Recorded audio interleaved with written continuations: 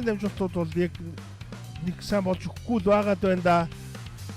За Олдвестерны хамгаа сайн боллоо.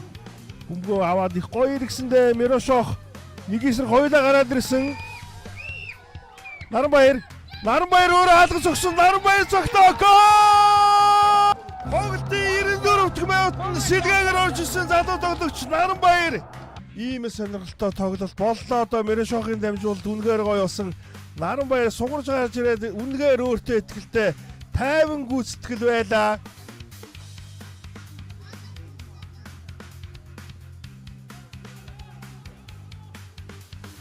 Энүүдад бол зүүлөрөөс гсэн байна Наранбаяр.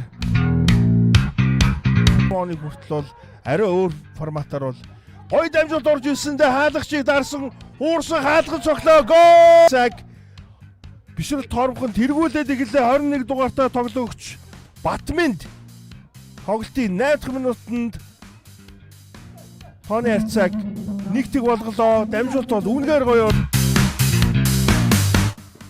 За цогточрын дамжуулалт хаалганд бүргсэн гол! Бүргэлт байлаа да цогточрын дамжуулалт үнэхээр гоё орж ирсэн. Түрбат бусдаас өндөр цойлж гарч ирээд мөрөглөө. Тоглолт ийхүү 1-1 ярцаатай.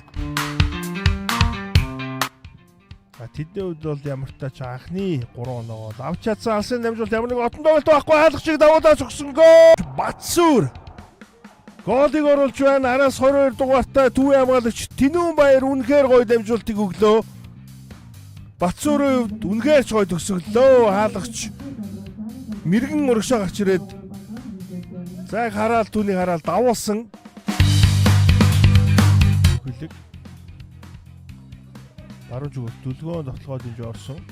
Төгөлдөр зүүлээрээ цогсон гол! За ингэж л цогтөг тоглогч шүү дээ. Зүгээр 90 болонлоо. Зоолодоо